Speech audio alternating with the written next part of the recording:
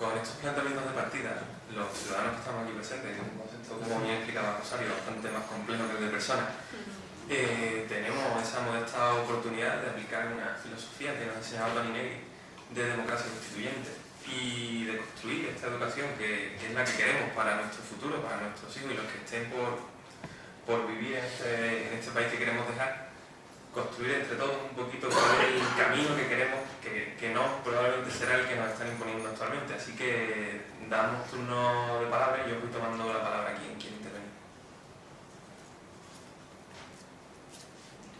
Yo concretamente le quería contestar a Luis García Montero con respecto a los dos problemas que ha detallado la educación a nivel secundario. Yo universidad tengo una idea de entrevistas y de máster que es y tal, pero a nivel de secundaria yo creo que el problema, aparte de la economía, influye la política y tal, pero yo recuerdo una vez que leí en un libro que me llamó la atención, editado por la Inspección, la Delegación de Sevilla, y decía que el problema de la escuela era un problema que no le cabía en la solución porque las directrices generales que había no perforaban en la escuela. Es decir, que no era un problema de intencionalidad política ni económico, sino es que decía, y yo que me quedé con esa copla, como han dicho antes los de que no está claro del fracaso escolar y tal, el informe PISA no es determinante, pero ayuda a que en las asignaturas troncales, que es lengua y literatura y matemáticas, es fracaso. Entonces, el libro este recuerdo que me llamó la atención porque decía que es que no había, o sea, los mecanismos generales que se ponían a la escuela secundaria no perforaban a nivel de lo que es el alumno, en el sentido de que ahí no llegaba. Decía, o sea, se cambian las leyes, como está pasando ahora, cuántas leyes hemos conocido, ahora con los exámenes, ahora otros, y esas leyes no llegan a la concreción del alumno. Y, últimamente se puso los reglamentos orgánicos estos que había en los institutos para que llegara a ellos, pero decía que fracasaba. Y ponía el libro que no sabían darle solución, es decir, que era una cosa que no llegaba, entonces aquello era como si no existiera. Entonces, yo lo que quiero decirle concretamente es que el fracaso escolar ese que hay, no es que esté demostrado, pero a nivel de secundaria el informe PISA determina que efectivamente hay un fracaso. En la universidad no lo sé, pero a nivel de secundaria y primaria sí es fracaso. Eso se está, hombre, no es demostrado, pero realmente eso determina que en niveles generales no existe un nivel como los demás. Y no era el problema económico. El problema económico ha habido, en los lazos que ha tenido España de niveles económicos, ha habido momentos mejores y peores, y el fracaso sigue existiendo. Es decir, no es que influya la economía, si hay dinero todo funciona mejor, pero no es la conclusión, ni en los sistemas políticos. Tenemos varios aquí, de todos los sistemas políticos, y lo mismo, ocurre que hay una variación, pero que es mínima. Y que el fracaso que hay en la escuela secundaria es un fracaso un poquito, para mí, incógnito, es decir, no les encuentro solución a qué motivo se debe concreto. Y en el libro ese ponía que en un libro precisamente hablaba del sistema educativo español, decía exactamente lo mismo, que es que todos los intentos que se han hecho para perforar y llegar al nivel concreto, porque yo creo que lo que están ustedes hablando es un nivel muy general, es decir, que yo creo que no profundiza lo que realmente es interesante, que estamos en las cosas generales, pero que no es la clave, es lo que quiero decir, no es, hombre, influye, realmente que influye. La visión que puede tener un sistema político y otro no puede ser la misma, pero no llega, si no llega, ¿para qué sirve? Eso es lo que quería contestarle a lo que usted había dicho antes. Sí, le comento, lo que usted plantea tiene que ver con un marco de debate complejo para la educación en España. Estamos planteándonos el tema de la escuela, o me plantea usted el tema de la escuela, y tenemos que empezar por asumir que hoy el espacio más importante de socialización no es la escuela, es la televisión. Yo estoy convencido que sin escuela las cosas estarían mucho peor de lo que están, pero el marco de socialización no es la escuela sino la televisión. Y aprovecho en ese sentido para decir que buenas partes de los debates y de los problemas que hay no son problemas de la escuela sino problemas de la sociedad, y de una sociedad que mediáticamente se ha convertido en algo muy populista, que promueve los bajos instintos y que tiene como horizonte el consumo superficial más ágil. Y si eso ha sido así hasta ahora, es porque en la transición que hemos vivido españoles quisimos superar el concepto de la antigua represión en la educación, la imagen del maestro quedando con una regleta al niño, y eso lo hemos superado sin saber formular de manera alternativa un espacio de respeto a lo público. Que la represión no tiene como alternativa la falta de respeto, sino que puede tener como alternativa la formulación de un respeto a lo público. Y en eso la sociedad española creo que ha estado mal dirigida desde el momento que hubo gente que pensó que la modernidad era el mercado, que la modernidad eran las privatizaciones, que la modernidad era todo aquello que tuviese que ver con el negocio y no con otros valores políticos, éticos y morales que quedaron inmediatamente en el baúl de los recuerdos. Dicho esto, si vamos a profundizar y partiendo de la base que la escuela no es el espacio de socialización, bueno, y aprovecho para decir otra cosa, si esto ha sido así hasta ahora, apretémonos el cinturón en una sociedad que con los recortes está dejando como único paradigma de formación la telebasura. Porque el recortar en cultura, el recortar en educación, en acabar con los ateneos culturales, con las obras sociales de la Caja de Ahorros que hemos convertido en bancos, con todos los proyectos que se movían en torno a universidades de verano como esta, todo eso no era un lujo. Era un intento de marcar ámbitos de tejido social y de socialización guiados por la cultura. Uno de mis profesores, de mis maestros, Albert Camus, repetía que para una sociedad democrática tan peligrosa es la degradación de la dedicación laboral como la degradación del tiempo de ocio. Y todos estos recortes están llevando a una degradación tajante del tiempo de ocio y de las expectativas de la gente, movidas por una sociedad que nos va a dejar como único marco ya de índice cultural la telebasura. O sea que yo creo que hay motivos para estar preocupados. Pero dicho esto, también le digo dos cosas. Una, aquellos países donde la economía se vuelca más en la educación y en la investigación son las que después tienen más éxito en la educación. En España tenemos un problema de dinero y cuando poco a poco se han hecho esfuerzos insuficientes y ahora vamos a retrasarnos 20 años otra vez. O sea, los esfuerzos que se habían hecho se están tirando por la ventana de los recortes. Pero eso por una parte. El fracaso escolar tiene que ver, entre otras cosas, porque a la dinámica social también de inmigración, de integración en el sistema educativo en España, es que estamos muy retrasados. Es que lo de eso de la educación universal ha sido el derecho de todos a la educación, la integración de todo el mundo a la educación, es que lo hemos vivido muy recientemente en la historia y no se ha contado con el dinero suficiente para toda esa integración. Y aparte de eso también le digo otra cosa y vuelvo a las investigaciones de la profesora Nussbaum, o lo que hablábamos también de los paradigmas económicos. Está muy bien decir, nuestro programa de educación es este es nuestro paradigma de educación. Pues hacemos informes y todo lo que no se adecue a ese paradigma es un fracaso. Y se está santificando mucho la educación al servicio de los mercados. Y se olvida la necesidad de integrar a toda la población en un sistema educativo. No la formación de élites que puedan responder bien al paradigma, sino del equilibrio general, avanzar todos un poquito y no que haya unas élites que avancen mucho.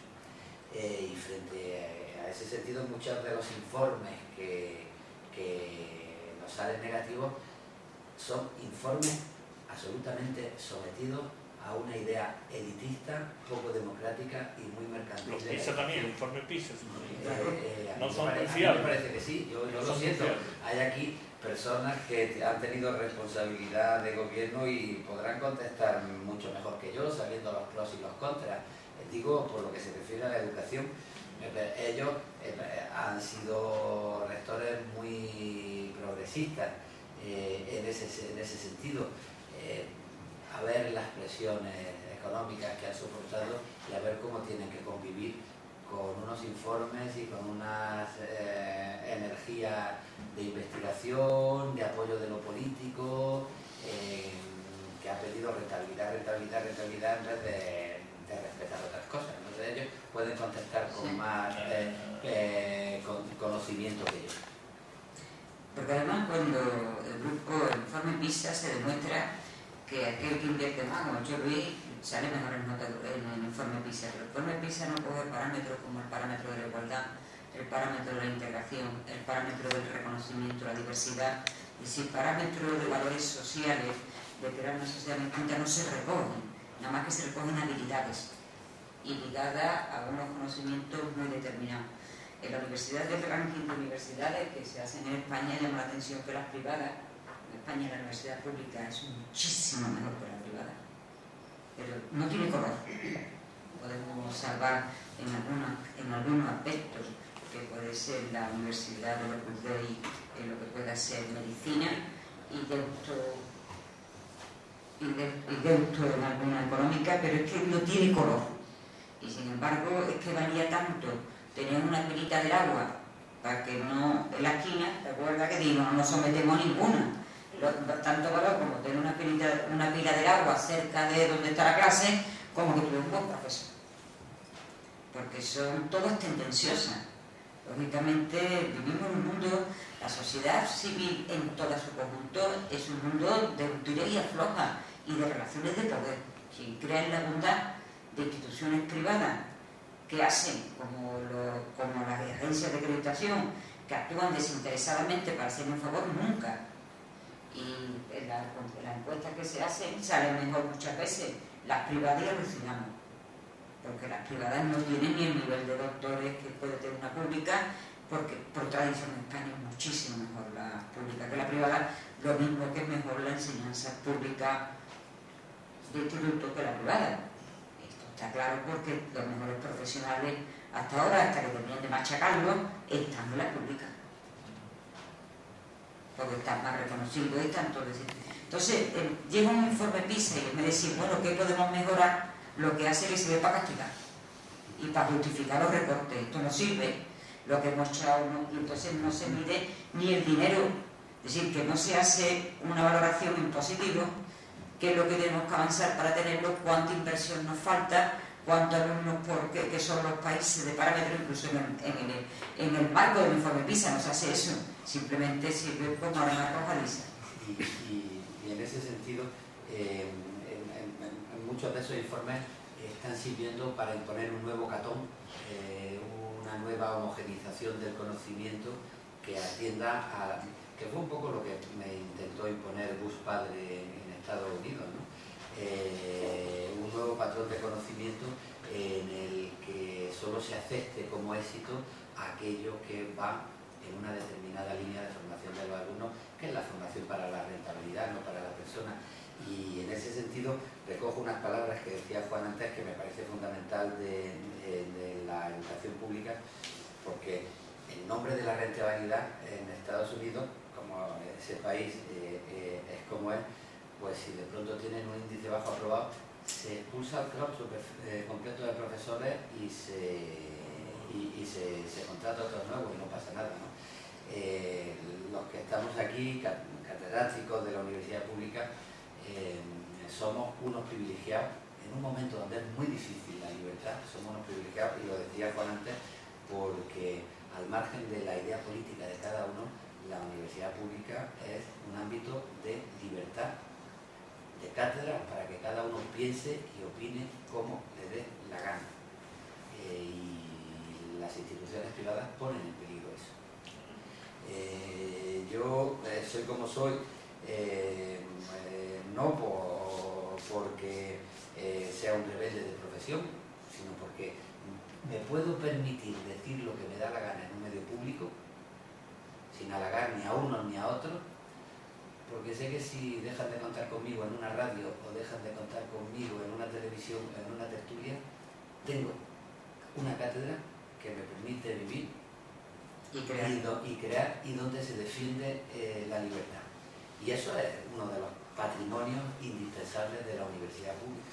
El día que se cargue eso, entonces los últimos reductos de libertad en la sociedad pues se habrán ido a la garete. O sea que en ese sentido la propia existencia de la universidad pública es lo que está permitiendo la existencia de ámbitos de libertad en el pensamiento que a nivel social están muy sometidos por los intereses de los medios financieros, de los medios económicos, de los poderes mediáticos que cada vez están más comprometidos con los intereses financieros y con los bancos, y el pensamiento rebelde más serio en la ciencia, en la filosofía, en la técnica, está en la universidad pública libre. Otra cosa es que dicen, ¿dónde? A mí me molesta mucho que digan, ¿dónde están los intelectuales? ¿Dónde están los intelectuales?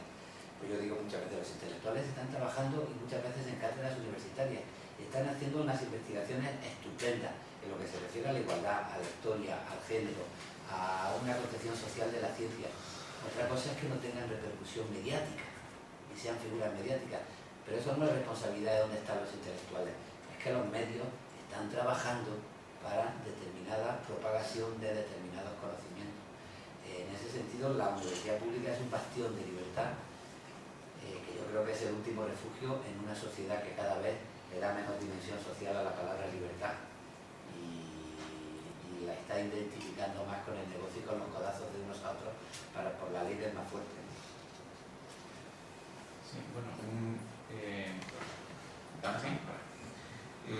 un poco en el sentido efectivamente, el conocimiento, la cultura, sin duda es lo que hace libre a los pueblos, eso es fundamental. Cuando uno hace historia, pues, desde la Edad Media uno va pensando, bueno, hemos progresado, pues incuestionable, o sea, el progreso en la cultura, en la sociedad es incuestionable. Con la distancia se agranda ese efecto de progreso social.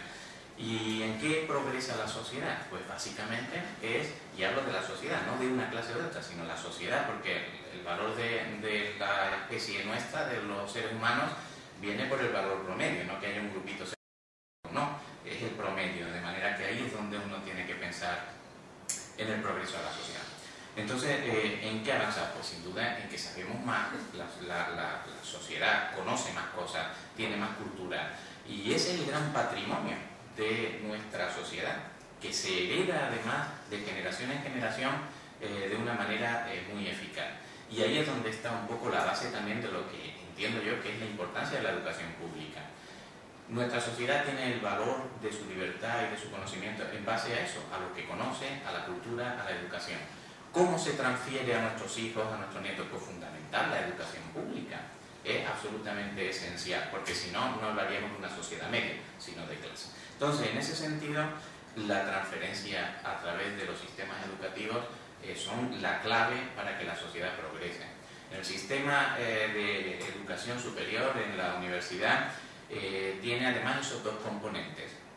Gestiona esos conocimientos para que se vayan transmitiendo de una generación a la siguiente y crea nuevos conocimientos, porque si nos hubiéramos quedado con una eficacia transmisión de conocimiento, nunca avanzamos. Ahí es donde está la investigación como elemento clave. La investigación es absolutamente esencial porque es lo que genera nuevos conocimientos que se agregan a los conocimientos anteriores y van haciendo que la sociedad evolucione en cultura, en libertad, en su patrimonio intangible, ¿no? Es un patrimonio esencial.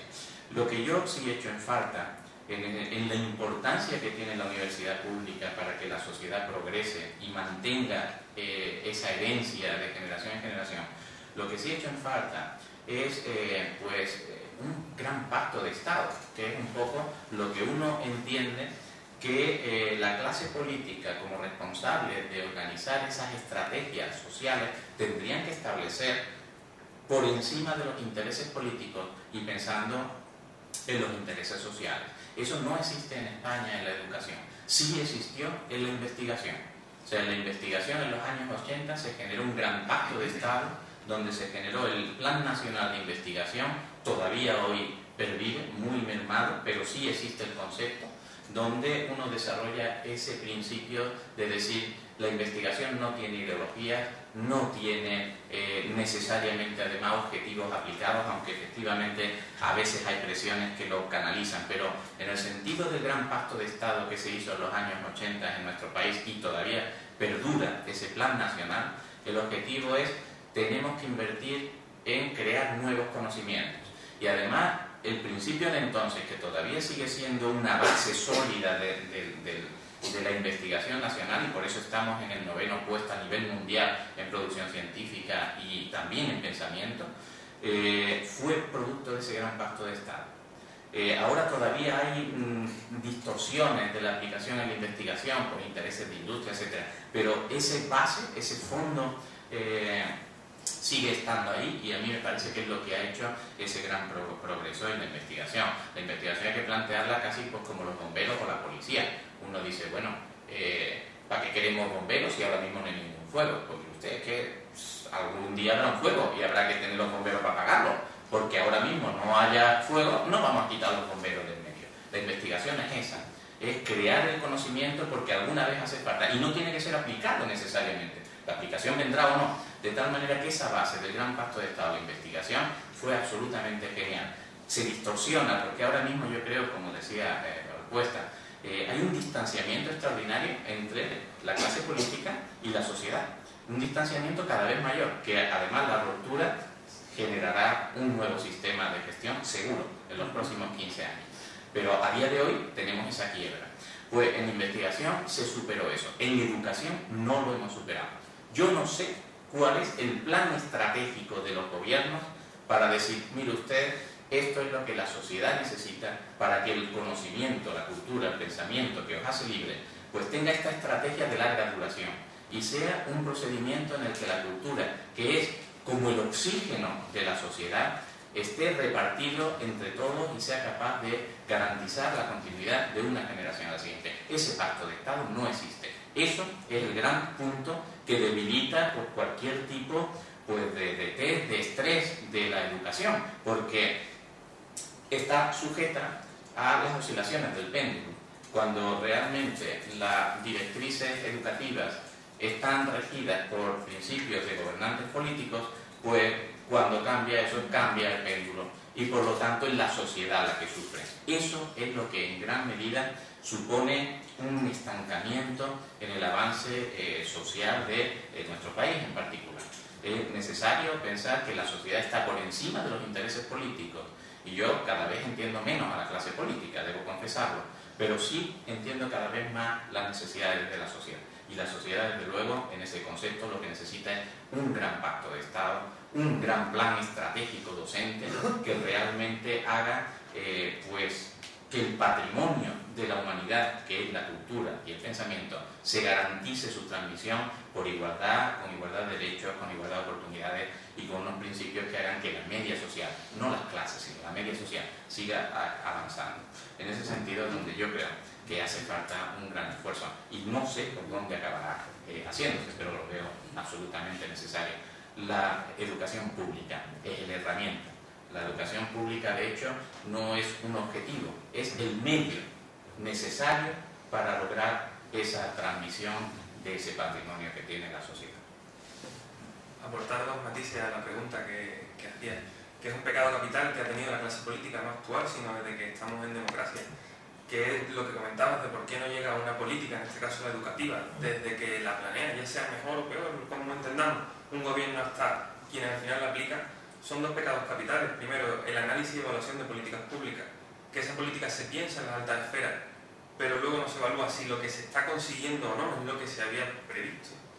Y lo segundo es la gestión pública. Cuando se plantea ahora mismo una reforma, como se está planteando para este otoño, una reforma integral del sistema universitario, se hace sin contar con los miembros de esa administración, con en este caso no me gusta usar esa palabra, usuarios de esa administración, con en este caso los estudiantes, la ciudadanía en general, pero a fin de cuentas quienes van a aplicar esa nueva política. Entonces esa gestión pública nunca va a terminar de calar, ni para bien ni para mal, porque quien la va a aplicar ha estado totalmente desvinculado de ese proceso de creación de política pública. Y ahora teníamos una palabra allí y luego aquí. Bueno, yo solamente una pregunta a la mesa, ¿no? ¿Creéis que estos recortes, la batería de recortes brutales y esta campaña de prestigio que creo que se ha orquestado, que está totalmente orquestada, va encaminada con pasos ciertos a la privatización de la educación. Creo que soy muy conciso y... Bueno, yo creo que sí, ese es mi temor. Yo estoy absolutamente de acuerdo con Juan en que hace falta un gran pacto de Estado. Y un pacto de Estado no significa que se pongan de acuerdo los dos partidos políticos mayoritarios sobre los contenidos. Que los contenidos de la investigación, los contenidos de la enseñanza, bueno, ya hay profesionales que saben qué es lo que debe explicarse, lo que debe investigarse. El pacto tiene que ser, en primer lugar, cuánto vamos a invertir en educación y en investigación, y nos vamos a poner de acuerdo en que es prioritario invertir en educación y en investigación, y segundo, vamos a ponernos de acuerdo en que la responsabilidad de un país es defender su educación pública y su investigación pública. Y a partir de ahí dejar a los profesionales trabajar. Pero nos ponemos de acuerdo en respetar el espacio de lo público en la educación y en la investigación y para salvarnos de los intereses privados y de las ambiciones privadas, y en segundo lugar, cuánto dinero vamos a invertir en eso. A mí me parece que los recortes que se están produciendo ahora son inseparables del otro elemento del pacto, es que tenemos que salvar la educación pública y la sanidad pública. Yo creo que la sanidad y la educación mueven mucho dinero, son negocios muy suculentos, y una parte de las políticas que se han asumido hay un intento de favorecer el surgimiento del negocio privado en la sanidad y en la educación. Y por eso decía antes que hay todo un proceso de expulsión de las clases medias de la educación pública y de la sanidad pública, porque esas clases medias van a ser parte del negocio de la sanidad privada y de la educación privada, que es la preocupación que tenemos. Estos son el proyecto político, es decir, que los recortes no estamos, por eso yo os invitaba a ver el Consenso de Washington, porque no son medidas económicas coyunturales, ¿no? Sino es un proyecto político muy claro que se quiere implantar del neoliberalismo y lógicamente de que un Estado es ineficiente, que el Estado no tiene que atender eso, porque de verdad la libertad es una libertad subjetiva de una supuesta capacidad de elección, pero es individual, no es la libertad colectiva socializada de dónde vamos como sociedad, y eso que está en la raíz se nota. Pero sobre todo porque yo añadí un elemento nuevo. En la escuela pública se construye la ciudadanía, porque ahí es donde se forman los valores y es la referencia de los futuros ciudadanos. Por eso es un espacio muy querido lógicamente por las confesiones religiosas, porque ahí también forman, es decir, la familia y la educación son los dos grandes espacios de construcción de esa futura ciudadanía. Y también, lógicamente, de otros intereses políticos. No es lo mismo un espacio público de libertad, donde se intenta que el estudiante sea autorresponsable porque no es su libertad, que un espacio de jerarquía, de control, porque entonces se forma una ciudadanía que está dispuesta a admitir la autoridad por la autoridad y a someterse a control. Si es que ahí está claro. Y muy claro está porque la primera asignatura que se quita, educación para la ciudadanía, con un costo económico, es decir, que eso no está ligado a los recortes, sino está ligado a que se estaba transmitiendo los valores constitucionales nada más, que ya se veían sin una amenaza, y que el espacio público es donde se construye esa ciudadanía, por la variedad, la libertad, la igualdad y la autorresponsabilidad que te da desde el principio, tienes que exigirla. Y existe un proyecto político clarísimo, pero también ligado a un modelo de sociedad que se quiere menos democrática, por supuesto, porque lo público es lo que crea la democracia.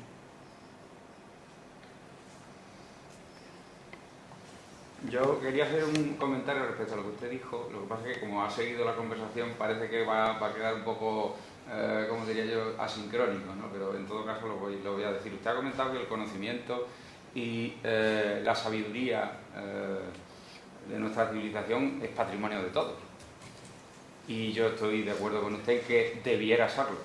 El problema es que quienes nos gobiernan y quienes tienen el poder, fundamentalmente los que controlan las grandes finanzas, que son los que le dicen a gobiernos como el nuestro qué tipo de políticas tiene que asumir y qué tipo de políticas tiene que llevar a cabo sin contar con el pueblo y de forma antidemocrática, es que el conocimiento también es un bien privado.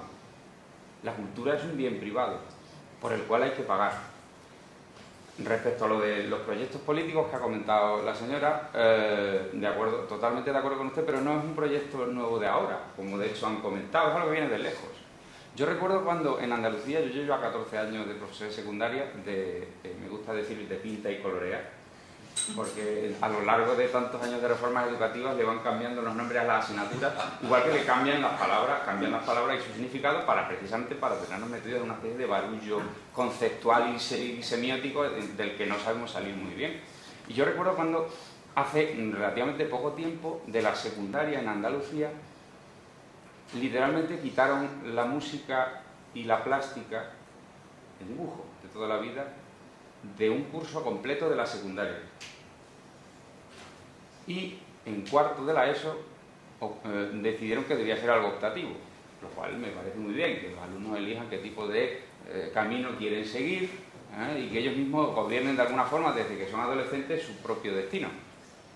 Pero yo no recuerdo, y yo creo que ya tenía uso de razón, pues ya llevo varios años de profesor, no recuerdo que aquello fuera un escándalo, no digo a nivel nacional, sino a nivel de Andalucía. No recuerdo a los intelectuales ni a los artistas saliendo a la calle y diciéndole al consejero de educación: es usted un marrajo, o sea, ¿cómo se atreve a hacer esto? La próxima vez que usted me invite a un evento no voy a ir. Usted ha desaparecido para mí de mi futuro y de mi destino, y no quiero cuentas con usted porque usted no respeta el trabajo que yo hago como intelectual o como artista. Y no pasa nada. Incluso dentro del propio sistema, las personas involucradas en él, hablo de profesores, técnicos, hasta los políticos que lo gobiernan, estimaron que era lo conveniente. ¿Por qué? Porque hay que darle prioridad a aquellas asignaturas que se llaman, en el sistema educativo, no sé si lo saben, llaman instrumentales. Pero la pregunta es, vale, sí, ¿instrumentales? ¿Qué es eso de instrumentales? Pues que son instrumentos. ¿Pero instrumentos para qué? Porque un martillo, por propia naturaleza, sirve para clavar clavos. Pero si uno lo coge y lo estampa en la cabeza de alguien, se convierte en un arma de destrucción máxima. Por tanto, lo de instrumental, ¿qué significa? Entonces volvemos al tema de los valores y en eso conecto haciendo un loop con lo que dije al principio. El conocimiento debería ser de todos, pero no lo es. Y en este país, por desgracia, hace muy poquito se ha aprobado una ley que se llama Sinde-Berg, que dice que no, que el conocimiento no se puede compartir. Que a través de Internet, que hoy en día, a través del cauce, que la gente llega a conectar con la ciencia y con el conocimiento y con las expresiones artísticas más avanzadas, no. Ahí solo pueden entrar los que pueden pagar por ello. De forma que vamos a controlar el grifo, igual que en la educación. La educación solo va a ir quien se lo pueda permitir, lo pueda pagar. Pues al conocimiento, al ocio, al arte, al cine, al software, que forma parte también de la cultura y es una herramienta importantísima en nuestra vida. Solo va a hacer que se pueda permitir pagar por ello. Pues yo, sinceramente, tampoco vi que desde el ámbito de la intelectualidad se montara el pitote. Se montó en las redes. Y en las redes la gente fue muy peleona. Pero en el ámbito institucional yo lo vi todo así como muy templadito, ¿no? Y eso es una cosa que yo creo que todos deberíamos demandar a quienes se dedican al desarrollo del intelecto y, como muy bien ha dicho el señor Montero, tienen el privilegio, ¿no? y la buena suerte, la suerte puede ser buena y puede ser mala, de estar en un lugar en el que hasta ahora se puede permitir vivir desde el mundo de lo intocable, ¿no? Tengo la garantía de que mi sueldo llega todos los meses, por lo tanto me veo en la obligación, y creo que ese es mi deber, de decir lo que pienso para que otros se enteren. Y termino. Usted también ha comentado, a colación de esto, ya que me lanzo y ya no sé cómo parar. Me acabo de terminar un libro que quería recomendarle de un autor catalán relativamente joven que tiene mucho sentido del humor y que además creo yo que lo borda, que se llama Bon Compagne, acaba de escribir un libro de ediciones del Lince que se titula Poseconomía. Y literalmente de lo que habla es de que vamos abocados a una nueva Edad Media. Vamos a dejar de ser ciudadanos, como ha dicho usted, nos vamos a convertir en siervos de la gleba. ¿No? Va a dejar de haber políticos, va a dejar de haber gobiernos, va a dejar de haber, podríamos decir, garantías sociales, y vamos a estar al albur de nuestro Señor. Y eso ya está pasando. Entonces, este señor que ha escrito este libro plantea como solución para ir tirando por el momento la resistencia pacífica ciudadana. Cada persona es una pequeña hormiguita que puede poco a poco ir arañando la base de los cimientos de esta estructura que están creando desde el poder neoliberal, e ir poco a poco minándolo hasta que se acabe cayendo o surja algo nuevo que realmente sea bueno para el pueblo. Y yo creo que movimientos como el Creative Commons y el copyleft van en esa línea. Pues yo, que me dedico a la secundaria, les garantizo que estos dos términos, en el ámbito en el que yo me muevo, muy poca gente los conoce. Y nos dedicamos a gestionar el conocimiento. O sea, estamos más perdidos, como si fuera aquí en Carmona, que el barco el arroz. Y no nos enteramos, pero mientras tanto los fenómenos ocurren a tal velocidad que cuando queramos darnos cuenta ya no va a quedar ni los cimientos de lo que pretendíamos defender. Y yo ahí es donde veo el grave problema. Entonces, ustedes como intelectuales que son... Voy a entrar en la polémica provocadora. Vale. Verán, si hablamos de conocimiento, hablamos de conocimiento, no solamente literatura y la música, que es la que me gusta yo sentada en mi casa. ¿Por qué no nos metemos con las patentes farmacéuticas? Y entonces lo que yo estoy viendo, que esas propuestas, y no entro en la ley SINDE, vamos en concreto la solución, sino los Creative Commons y todos los movimientos que hay de acceso libre a la red, se está haciendo a costa de los creadores, porque no se pide al mismo tiempo políticas públicas que apoyen la creación. Y el sistema que tenemos es un sistema que gira en torno a la propiedad intelectual. Pero como son la parte más débil en la producción, lo estamos haciendo a costa de ellos. Pero sin embargo están saliendo indemnes de toda esta crítica a la propiedad del conocimiento las grandes farmacéuticas que tienen las patentes de los remedios. Y ahí no lo objetamos, porque parece que hablamos de palabras mayores. Y resulta que si se habla por la categoría de la función social de la propiedad, que se aplica a la reforma agraria, ¿por qué no hablamos de la función social del conocimiento de las patentes? Porque son mercantiles. Entonces ya me comprende, decir que quiero ser provocadora porque vayamos a fondo del asunto. Entonces hagamos una sociedad diferente donde el conocimiento se comparta, el conocimiento tenga límite. O si yo quiero que determinado conocimiento tenga una importante, que haya un apoyo público. Porque es que lo estamos haciendo a costa de creadores, que es la parte más vulnerable, y porque es que a mí me gusta sentar en mi casa. Y si voy a la pública, yo sé que me van a poner tal remedio que cuesta carísimo, y si no, no me lo van a poner, pero estoy dispuesto a admitir que los españoles estemos pagando lo que estamos pagando las farmacéuticas. Y eso nos cuesta todo, ¿no? Entonces, quiero ir a una visión más global del cuestionamiento del modelo de la propiedad privada. Por lo menos en esos términos, pero no sé, yo que soy un provocador de esto porque tengo una que es precisamente como... Cuando yo me refería al copyleft me refería a todo el conocimiento, no solo al arte. Yo me dedico al arte, o sea que puedo entender el punto de vista de un artista como claro, soy claro, vamos. Que yo estoy completamente de acuerdo en toda la primera parte de tu intervención. La segunda, el tema de la ley SINDE, ahí yo me lo he planteado muchas veces y creo que hay que hacer una discusión muy matizada, porque entran en juego muchas cosas. Por una parte están los intereses de las multinacionales. Buena parte del dinero que ha movido la industria cultural ha acabado en manos de las multinacionales y no de los artistas. Y en ese sentido, a mí me gusta tener claro que un cambio de soporte puede servir para abaratar mucho los costes de la cultura, la difusión de la cultura, y que sería completamente injusto que a la hora de descargarte un libro de la red o descargarte un disco de la red, las multinacionales intentaran ganar lo mismo que cuando alguien se compra un libro o se compra un disco, porque el cambio de soporte abarata mucho los costes y por tanto debe abaratar mucho el precio también. Y buena parte de todo el pirateo que se provocó en España vino primero por los altísimos precios que las multinacionales estaban poniendo a los CDs y dos, porque no quisieron facilitar una descarga razonable de la gente y por tanto lo que hicieron fue pasarse al pirateo directamente. Eso por una parte. Y por otra parte, yo creo que buena parte de lo que se dio en la red con respecto a los derechos de autor era una campaña orquestada por muchos intereses, pero buena parte por intereses que tenían que ver con la derecha para desacreditar a los escritores, actores, cantantes, que son buena parte de la conciencia crítica que ha estado tradicionalmente en contra de ellos.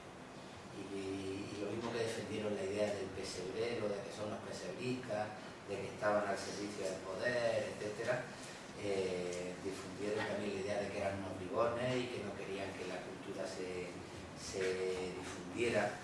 Y en ese sentido, lo que sí te invito, y tú como profesor, como artista, a pensar también que buena parte de la independencia del artista surge cuando deja de necesitar mecenas, cuando puede vivir de su propio trabajo, que es lo que le permite opinar libremente. Si nos cargamos, pero no tiene por qué ser necesariamente su arte, ¿no? Por eso, si nos cargamos los derechos de autor, nos cargamos la independencia de la conciencia crítica y de la conciencia del artista. Y en ese sentido, lo que me parece muy bien es plantear la discusión y llegar a un acuerdo.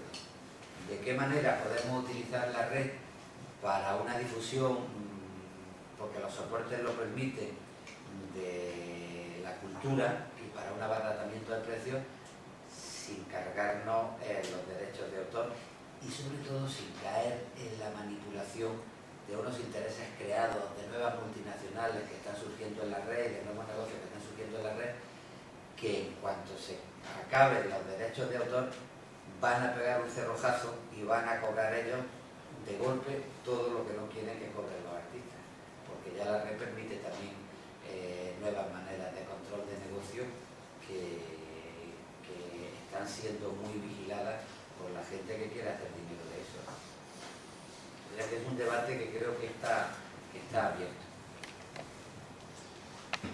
Yo me voy a centrar un poquito en el tema de la escuela pública, de la educación. Soy profesor de secundaria desde hace un porrón de años.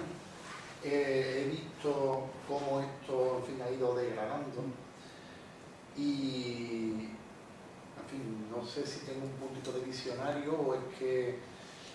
Pero yo creo que el problema de la educación, bueno, vaya por delante que soy un firme defensor de la escuela pública, que entiendo que los ciudadanos tienen que tener valores, ¿no?, para ejercer su ciudadanía. Aquí hay un problema mucho más gordo del que se está comentando, ¿no?, porque la educación no es un problema que se resuelva por una ley o por una ideología de un partido. Para mí, yo entiendo, tengo una visión mucho más amplia, la educación es un fenómeno social.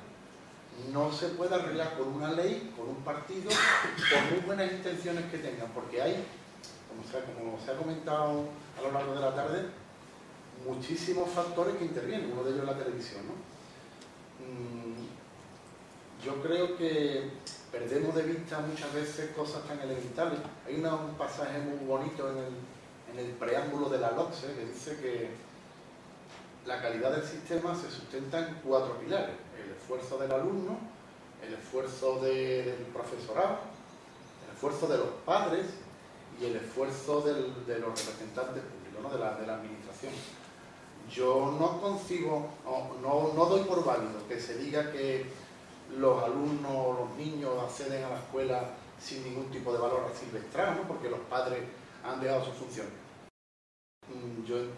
Yo entiendo que, o veo, ¿no?, que lo que hay es una dejación de funciones por parte de la administración o del ente que tenga la competencia, que permite que los padres dejen sus funciones.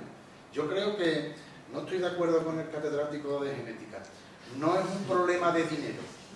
No es un problema de dinero. Hemos visto cómo en los últimos años hemos dispuesto en la escuela pública de cantidades de dinero ingentes comparadas con hace 15 años o 20 años. Y los resultados no han mejorado. Evidentemente la universidad lleva a otro ritmo, el tema de la investigación es mucho más costosa, yo ahí no voy a entrar porque lo desconozco. Pero en la escuela pública, hasta ahora, o hasta el año pasado, hemos dispuesto de una cantidad de recursos que eran inimaginables hace 20 años. Y sin embargo, lejos de mejorar los resultados, lejos de mejorar la calidad de los ciudadanos, los valores, el respeto, la formación y la educación, que son dos cosas distintas, ha ido en regresión. No estoy de acuerdo con el dinero. Para mí el problema no es el dinero, para mí el problema es el control, la gestión. Y los responsables de la gestión son, en este caso, los responsables políticos, los políticos del sistema democrático. El problema que tenemos aquí que no se ciñe solo a la educación, ni a la sanidad, ni a la empresa, ni a otro, es la clase política que nos ha tocado vivir. Yo no voy a entrar en comparaciones de si el gobierno de España, que si el PP, PSOE, voy a obviar todo eso, bueno, voy a ceñir en Andalucía. Hay una fractura, como comenzó su intervención la doña Rosario. Bueno, Rosario, por referencia, que los políticos nos están dando una cosa, los gestores nos están dando una cosa que no coincide con lo que necesitamos, pero ojo, que no coincide ni siquiera con lo que dicen. Con lo que dicen, están diciendo unas cosas y están haciendo otras diametralmente opuestas. Yo, por supuesto que he hecho, como decía el otro miembro de la mesa, yo he hecho en falta un pacto por la educación. Por supuestísimo que sí. Pero yo cada vez estoy más convencido de lo que hay es un antipacto por la educación. Si son absolutamente incapaces de ponerse de acuerdo. A mí se me desarbola la nave cada vez que escucho al político, del signo que sea, que de cada 3 palabras, una o 2 o 3 son la culpa de los otros. La autocrítica, ¿qué clase de ciudadanos hemos colocado en los puestos clave, ¿no?, para la gestión? ¿Dónde está la autocrítica? Yo no he visto a un político todavía decir, lo siento mucho, me he equivocado. Nunca, jamás. Siempre la culpa es del otro, que algunas veces nos quedamos con las patitas colgando, como de cuando escuchamos, del decir lo que sea, ¿Cómo puede tener esa cara dura si está diciendo justo lo contrario de lo que está diciendo en el otro lado, ¿no? Y no nos escandalizamos y no nos echamos a la calle y lo damos por válido. Para mí el problema de la educación, por supuestísimo, es que no les interesa que haya ciudadanos directamente, no les interesa. Y en Andalucía lo tenemos clarísimo. Cantidades ingentes de partidas presupuestarias brutales, leyes magníficas sobre el papel para la integración, para la inmigración, para todo. Pero integración no es meter a los niños en la misma clase, Eso no es integración. La integración va más allá. Y las leyes que nos hacen aquí en Andalucía se quedan ahí.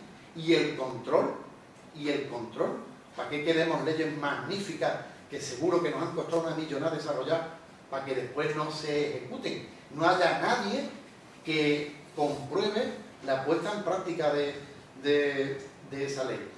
A diferencia del compañero, yo no soy artista, yo soy técnico, ¿no? Y miro la vida, en fin, miro este problema desde un punto de vista distinto, ¿no? Y la eficiencia, a mí me parece que, por supuesto, por supuestísimo, hace falta invertir en educación, ¿no? Ya lo decían aquel, ¿no? De que invertir en educación es caro, pero no invertir es carísimo. Pero no se trata de meter dinero ahí por un tubo, se trata de,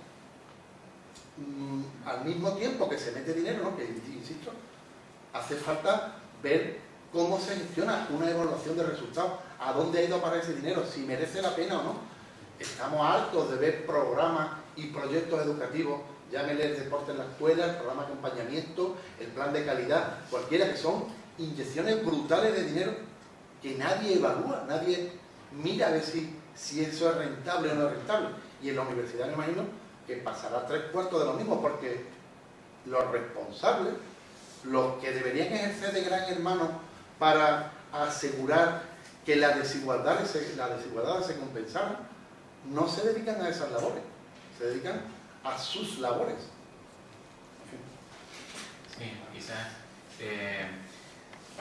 veo que efectivamente la idea de invertir a palo seco no lleva a ningún lado si no existe una estrategia muy bien definida, y de hecho no es incompatible con lo que yo defendía, que es necesariamente que tener un pacto de Estado. El pacto de Estado está por encima de los intereses y de las ideologías, es lo que la sociedad necesita, un proyecto de estratégico a largo plazo. Ahí es donde necesariamente hay que invertir con eficacia, claro, porque efectivamente que tengamos las manos llenas pero abiertas, pues se nos va entre los dedos. Entonces es necesario efectivamente tener esa planificación. También me parece interesante ese concepto de manipulación. Yo soy un optimista casi patológico, entonces no me dejo llevar un poco por esos pitonizos, ¿no?, que en un momento dado anticipan catástrofes que a lo mejor son verdad, pero yo personalmente no creo en que realmente ni siquiera las ideologías que puedan ser perjudiciales para la sociedad acaben triunfando. La sociedad es inteligente, la nube es inteligente, los modelos en los que estamos funcionando en la sociedad actual, yo creo que la inteligencia va a tener mucho peso y soy muy optimista en ese sentido. Creo que será el sentido común y la inteligencia colectiva la que le gane a los intereses incluso de los procedimientos políticos tendenciosos, de una clase o de otra. Pero bueno, eso insisto en que mi optimismo patológico es por donde va por ahí. Pero me baso en ideas también muy sencillas. Yo entiendo que el saber es dinero, el saber es negocio. Pero no solo porque enseñar desde la privada sea negocio, sino porque el que sabe es el que invierte, el que tiene capacidad de generar nuevos sistemas productivos, etc. Es decir, el saber en general es negocio. Y también es poder, por lo que tú decías. O sea, si la clase, la sociedad empobrece su intelecto, es muy fácil de manipular, de tal manera que de alguna forma pues la clase gobernante pues en un momento dado tiene más sencillez a la hora de manipular y de hacer un poco sus principios. Pero eso no estamos en una sociedad en la que eso ya sea posible. Yo creo que los avances de la sociedad de hoy hacen realmente que la quiebra exista y se tiene que resolver. Es decir, ahora mismo yo no necesito tener la memoria que tenía antes. A mí me preguntáis cualquier cosa, absolutamente cualquier cosa, y en 2 minutos la he encontrado. No necesito estudiarme todo ese conocimiento que necesitábamos antes. En un momento dado yo necesito pues un proyecto fabuloso en el que necesito dinero. A lo mejor no tengo que convencer al gobierno para que me lo financie. A lo mejor lo que tengo que hacer es, como tú decías, un sistema de crowdfunding en el que, eso ya lo inventó Cáritas, con las microdonaciones o el cepillo de las iglesias. La microdonación es un sistema de financiación muy eficaz, histórico, pero ahora la nueva herramienta social hace que ya no sea privilegio de algunas sociedades, es privilegio de la sociedad en general. El crowdfunding me permite a mí decir, yo quiero hacer esto, lo voy a poner a financiar, y existe la posibilidad de que perfectamente sea financiable mi proyecto, incluso aunque sea contraria a una política de gobierno. Hay herramientas que sin duda nos están permitiendo a que el conocimiento, por mucho que se empeñe en un momento dado una estrategia, yo espero, confío en que la sociedad, aunque efectivamente es lenta, mover a un elefante es más lento que mover a una hormiga, y la sociedad es el gran elefante, es muy difícil moverlo, pero se está moviendo, y yo tengo una esperanza bestial en esa idea. Y tengo también la idea de que realmente, aunque exista ese objetivo, insisto en mi patología optimista, insisto en que la idea de que en un momento dado, desde un principio de gobierno, incluso gobiernos muy neoliberales que pudieran comercializar el conocimiento, el talento no depende del dinero. Es lo mismo que si uno dice, pues ahora vamos a meter en la universidad nada más que a los rubios. Bueno, pues mire usted, es que no está correlacionado el dinero con ser rubio. El talento es una propiedad innata de la persona. Es una propiedad, hombre, si tienes dinero puedes conocer más cosas, tener más facilidades.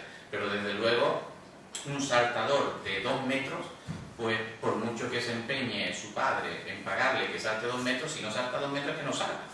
El talento va por esa línea. O sea, el talento es el genio, el artista, el ingeniero.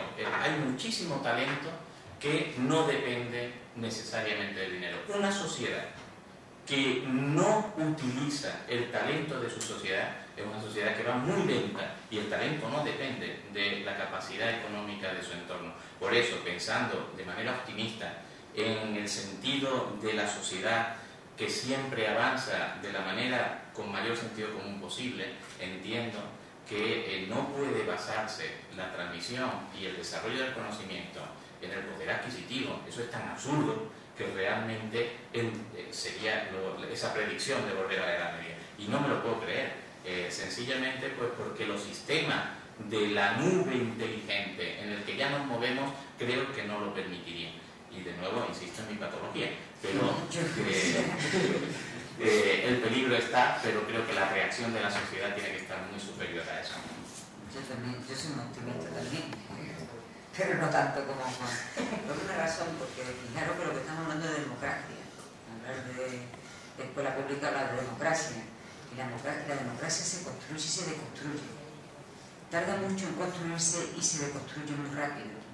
Porque todo un entramado de participación, control, contrapoder, que ahora tenemos pues, los partidos de extrema derecha cada vez son más fuertes en Europa y en Francia es llamativo. Lo tenemos en un personaje como Berlusconi, que va a decir que Italia iba a tener ese esperpento y esa degradación democrática, donde el presidente, que es un prevaricador, aparte de otras muchas cosas, puede salir indemne dando leyes para él mismo. Es decir, que a mí me preocupa no tanto como el talento individual o subjetivo, sino que hablar de educación pública es hablar de democracia. Como toquemos la educación pública, la escuela pública, hemos tocado la democracia. Y los pasos atrás, la democracia son fáciles y la conquista es mucho mayor. Ya estamos en una democracia delegativa, no estamos en una democracia representativa, porque no sabemos lo que van a hacer por nosotros. Nos avisan que va a haber recortes, que van a poner el acelerador y nos estamos aguantando. Y normalmente siempre lo han dicho. Hasta ahora la representativa, ¿qué es lo que va a pasar? Y se ha convertido que es secreto de secreto de Estado, que a última hora nos dirán, bueno, pues mañana vais a cobrar menos. Y lo estamos midiendo. Eso significa que la sociedad civil no está controlando las decisiones que se están tomando a nivel político. Por eso a mí me preocupa. Y me preocupa porque una de las perspectivas para situarse en el tema de sociedad es la historia de las mujeres. ¿Cuántas mujeres con talento se ha perdido este mundo? Muchísimas. Porque tuvieron talento, que no tuvieron la oportunidad. A veces no era económica, a veces era ideológica, pero no la dejaban salir.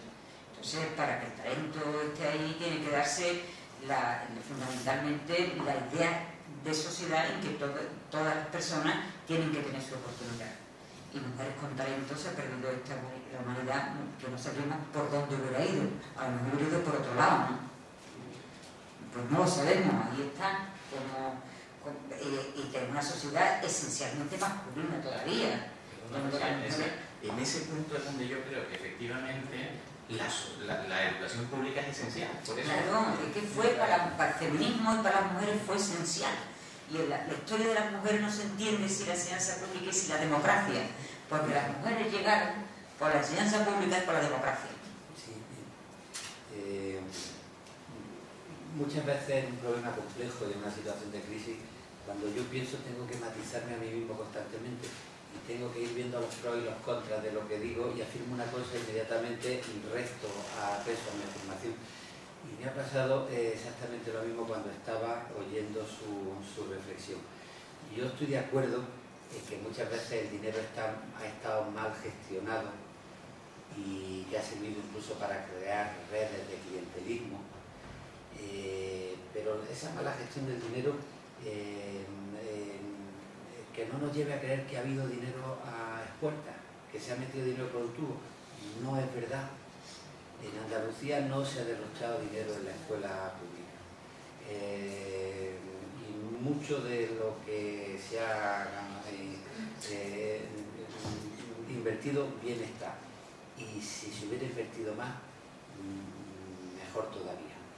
Y en comparación con el Producto Interior Bruto de los estados, en España no ha habido derroche de dinero. Lo que dijo el ministro es mentira.